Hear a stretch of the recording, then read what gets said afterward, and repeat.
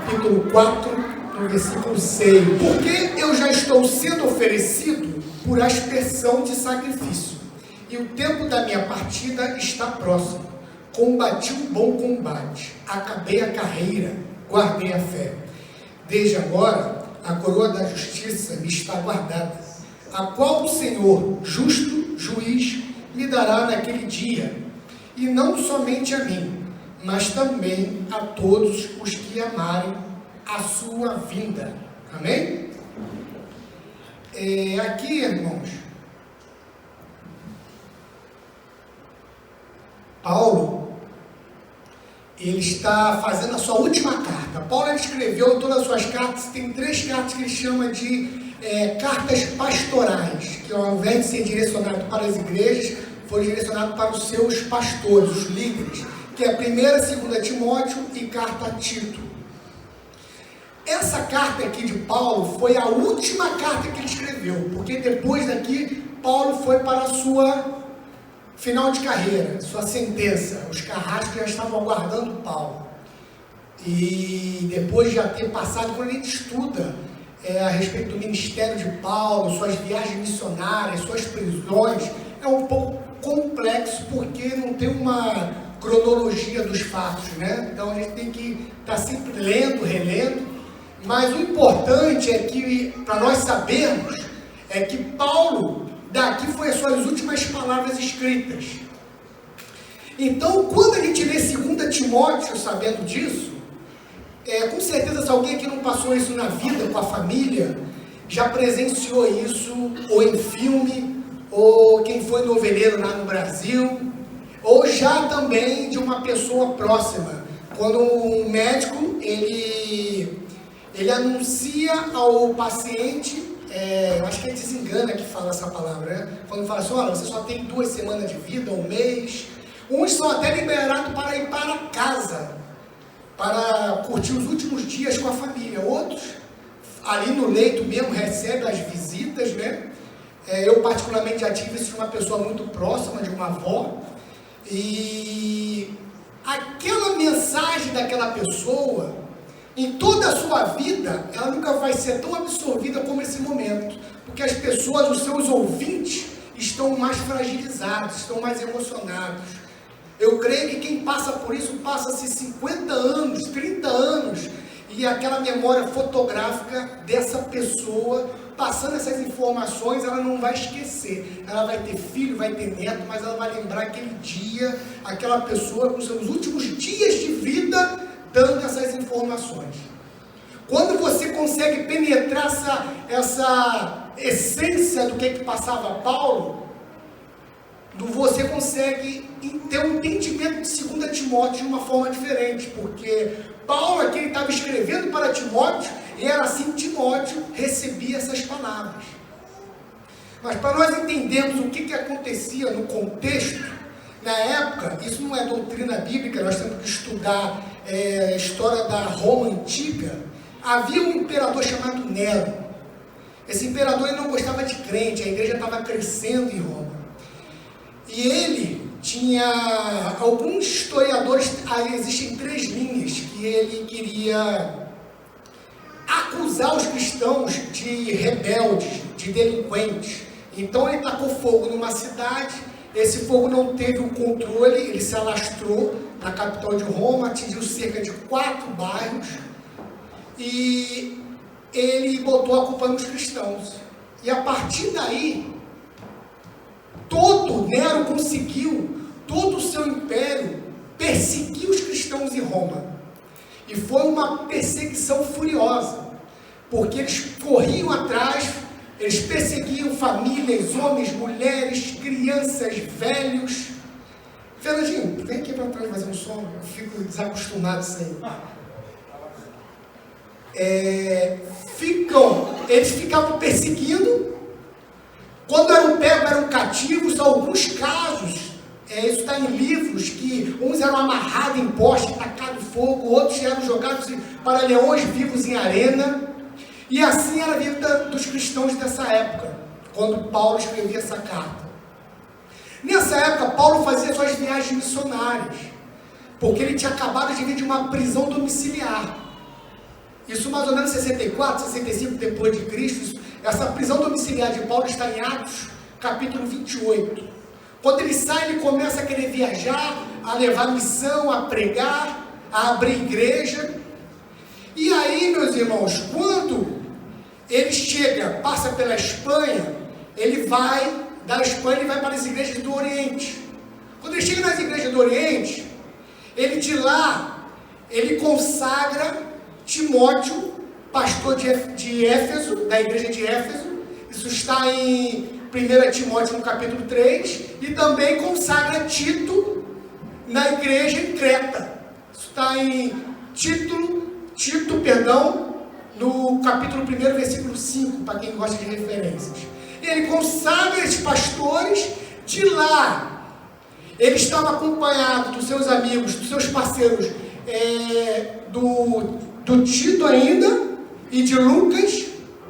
E dessa cidade, quando ele estava fazendo essas viagens, ele vai passar o inverno em Nicópolis, numa cidade. E nesse tempo, ele sente vontade de voltar a Roma. E Roma está nessa batalha, está nessa guerra, está nessa perseguição aos crentes.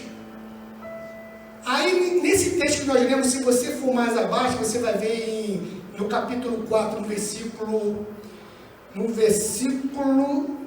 9,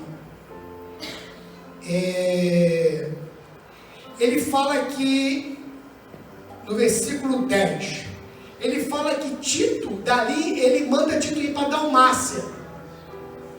E ele segue para Roma acompanhado de Lucas. Independente dos lugares, só para nós entendermos, ele volta para Roma. Quando ele chega em Roma, a perseguição, ele consegue tentar restaurar tudo que foi dizimado das comunidades cristãs. E Nero, o imperador que não gostava dos crentes, pega Paulo e bota Paulo cativo.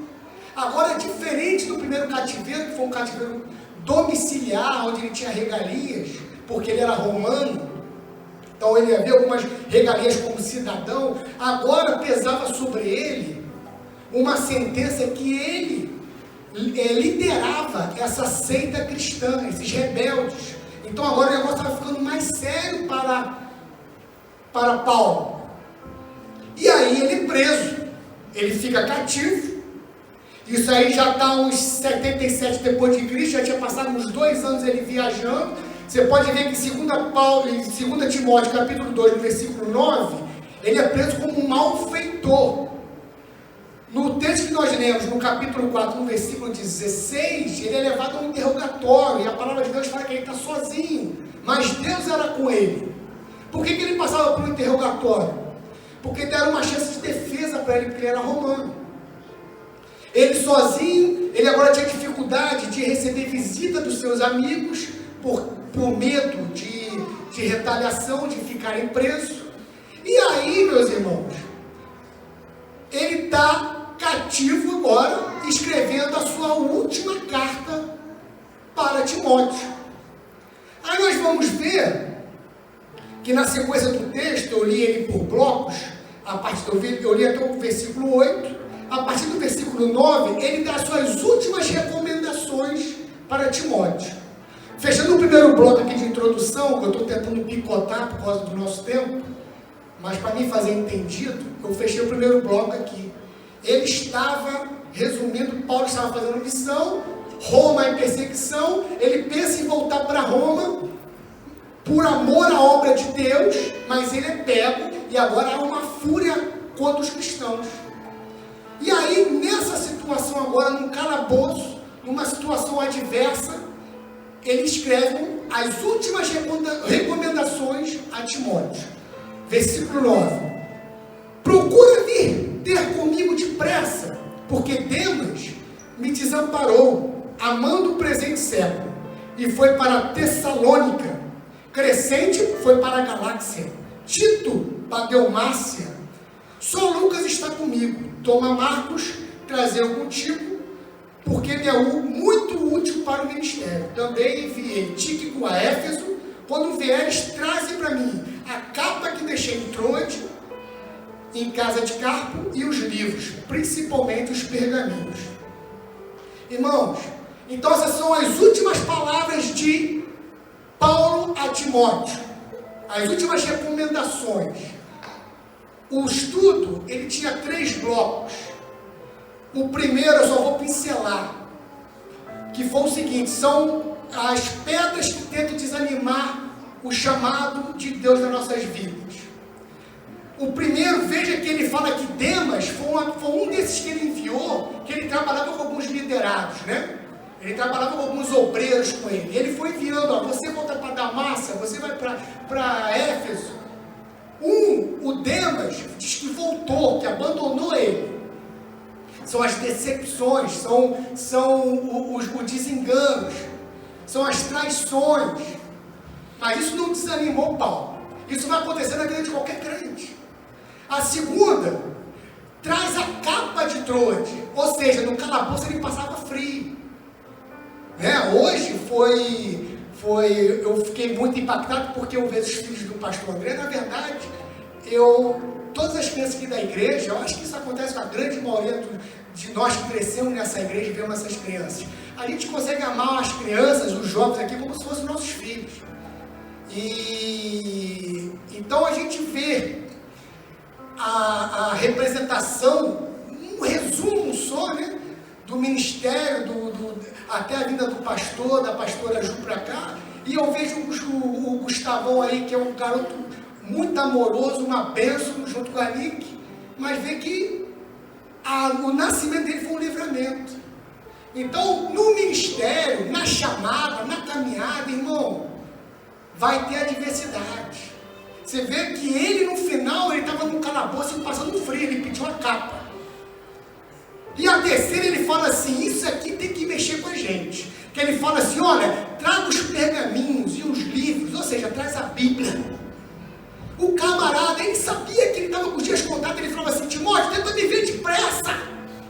Por que ele tinha pressa? Porque ele ia morrer. O Espírito Santo de Deus já tinha preparado ele.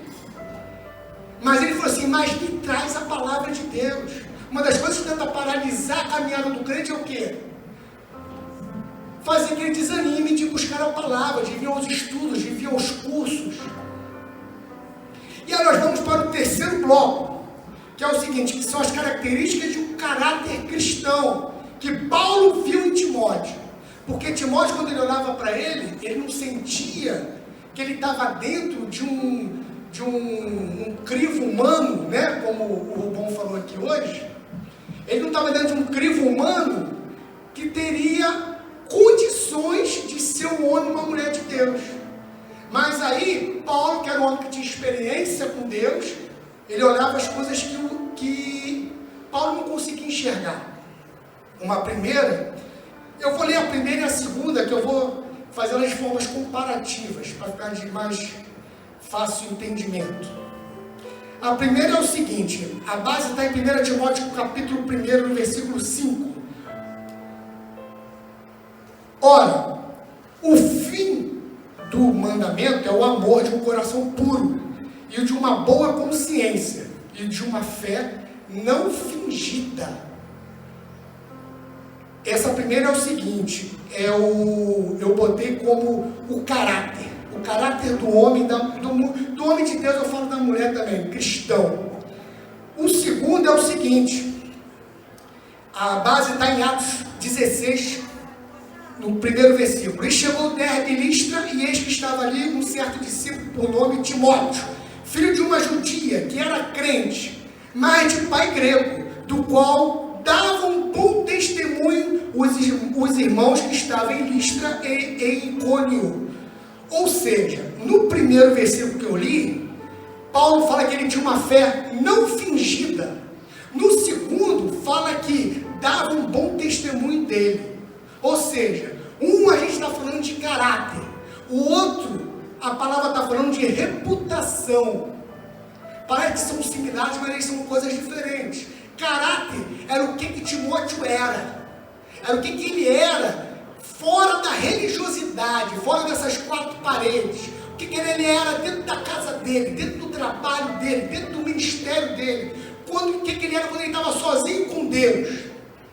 O segundo era o que testemunhavam dele, a reputação dele, o que falavam dele. dele? Qual é o testemunho dele lá fora?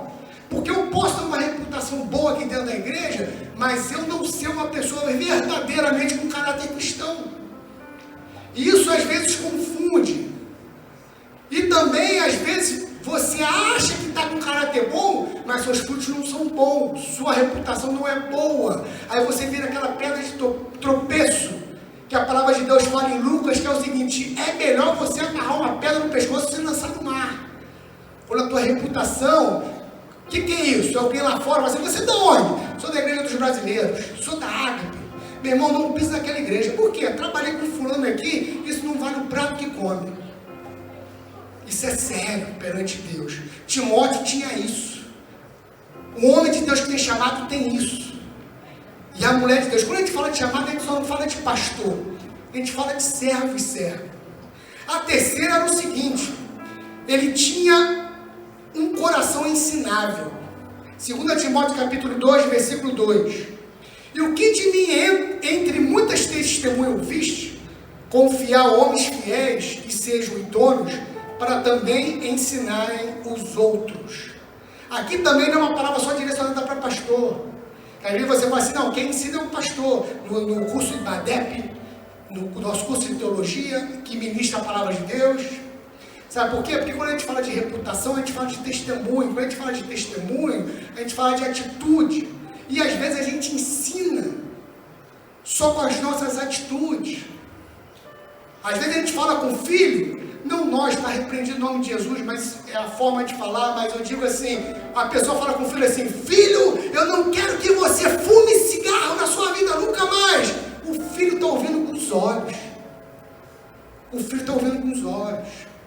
Às vezes você está obrigando seus filhos a vir à igreja, às vezes você está querendo obrigar ele a estar nos caminhos do Senhor, porque os jovens estão se perdendo, mas ele está na sua casa, está vendo, será que ele vê um tempo de oração? Porque quem mora com você vai ver o que você é, não é a sua reputação. O seu filho, a sua esposa, o seu marido, o seu cônjuge, ele vai ver você ajoelhado, nem que seja um dia na semana. Ele vai ver um dia você indo com a Bíblia debaixo do braço para um canto estudar.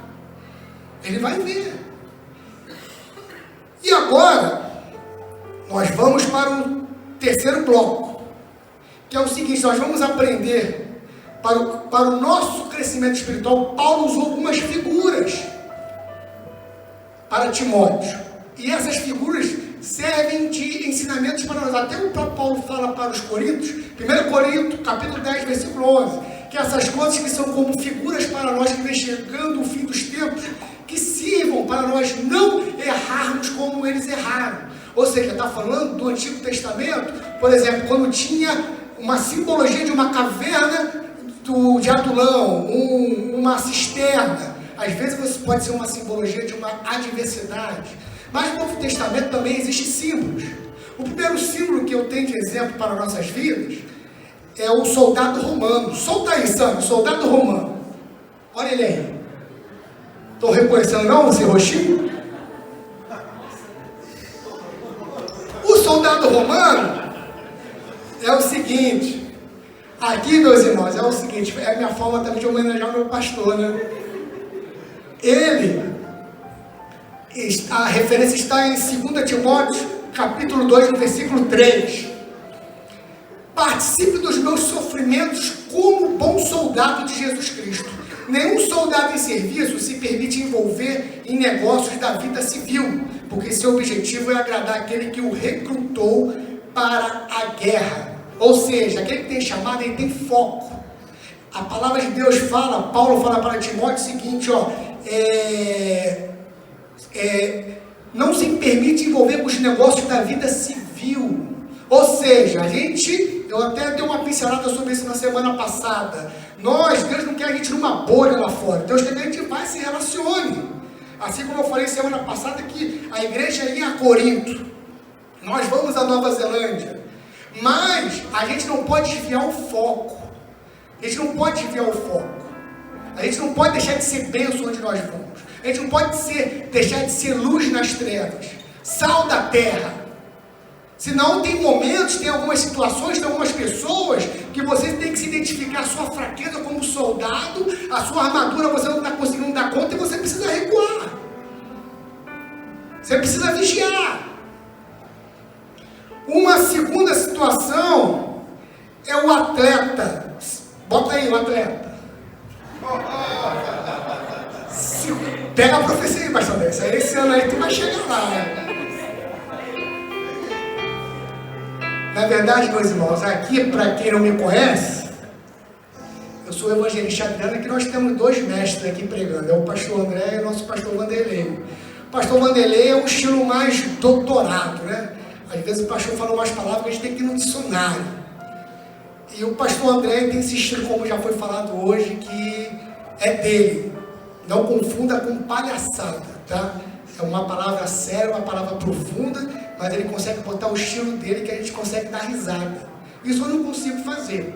Raramente, às vezes, as pessoas riem de mim, mas não foi sem querer. E aí essa aqui é uma forma da minha mensagem de eu estar dando minha parte de honra para o nosso pastor, né?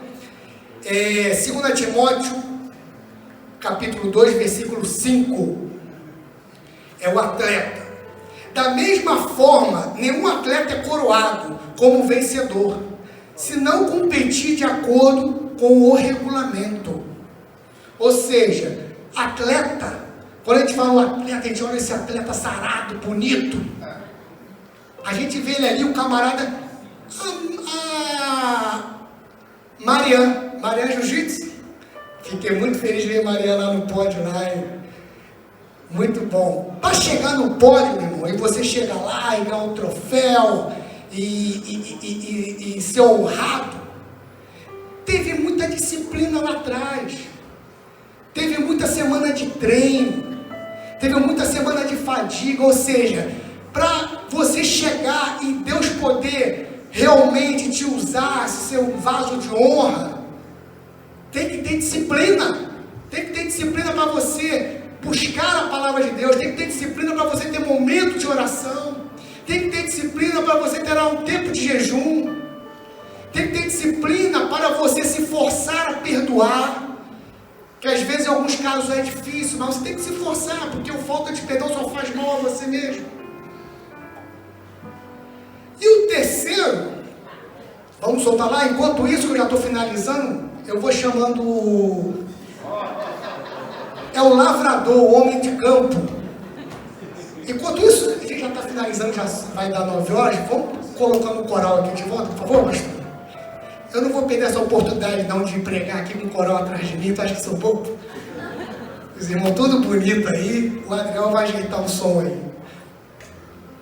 O terceiro, irmão, a referência está é o mesmo texto, né? 2 Timóteo, capítulo 2, no versículo 6.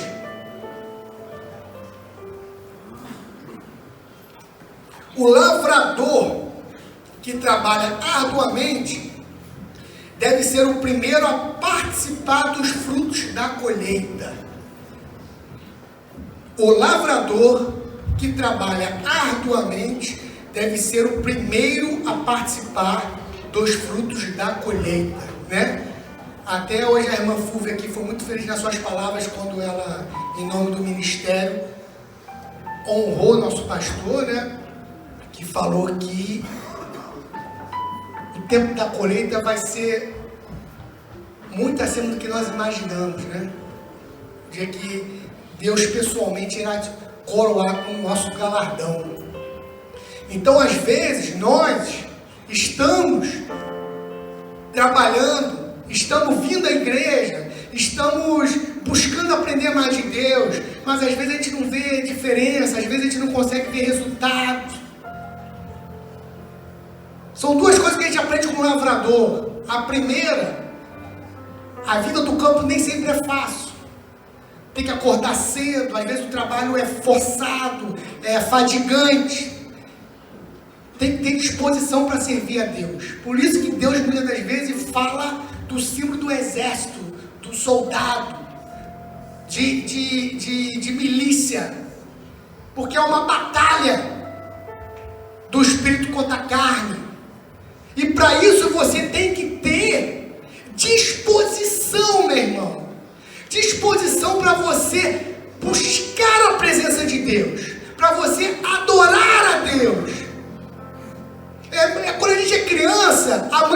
assim, olha filho, não come biscoito recheado não, come beterraba. Sabe traduzir isso aí, né, irmão? Beterraba? Come beterraba. É gostoso largar um biscoito recheado de chocolate para comer a beterraba que é criança? Deus o livre, né? Mas você tem que se esforçar, que aquilo ali vai te nutrir, que aquilo ali vai fazer um diferencial. A obra de Deus, eu não estou falando isso de hipocrisia não, você tem que se disciplinar, você tem que ter disposição, você tem que se esforçar e falar assim, olha, esse é o melhor caminho.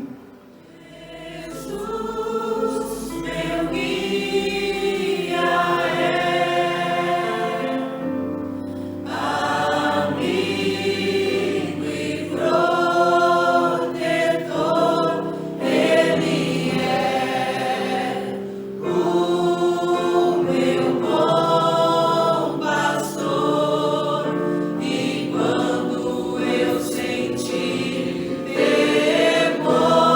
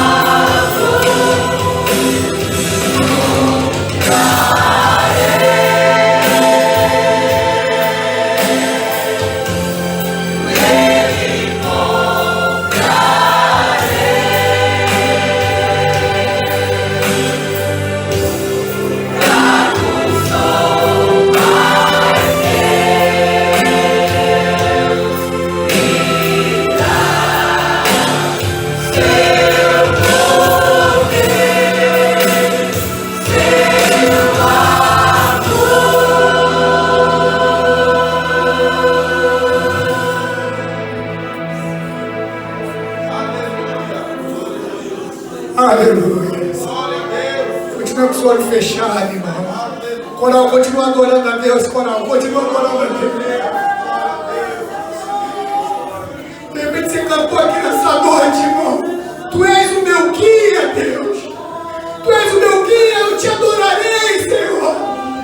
Mas és tu mesmo, a gente canta isso, às vezes é só emocional. E vem a segunda-feira, vem a adversidade, vem o dia de fadiga, e a gente perde a disposição. E a gente não consegue mais buscar a presença de Deus. E a gente não consegue mais adorar, a ler a palavra de Deus. Que o Senhor te enche nessa noite. Que o Senhor te abençoe, meu irmão. Que o Senhor te enche de disposição para você buscar a face dele. Para você ser um verdadeiro adorador. Aleluia. Glória a ti. O Senhor tem cuidado de ti, meu irmão. Cuida da obra dele. Busca a face dele. Ele não vai te decepcionar.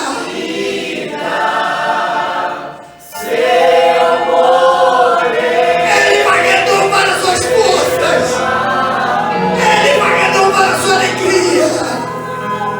Ele vai te abençoar. Porque Ele é Deus. Tenha disposição de buscar a face de Deus.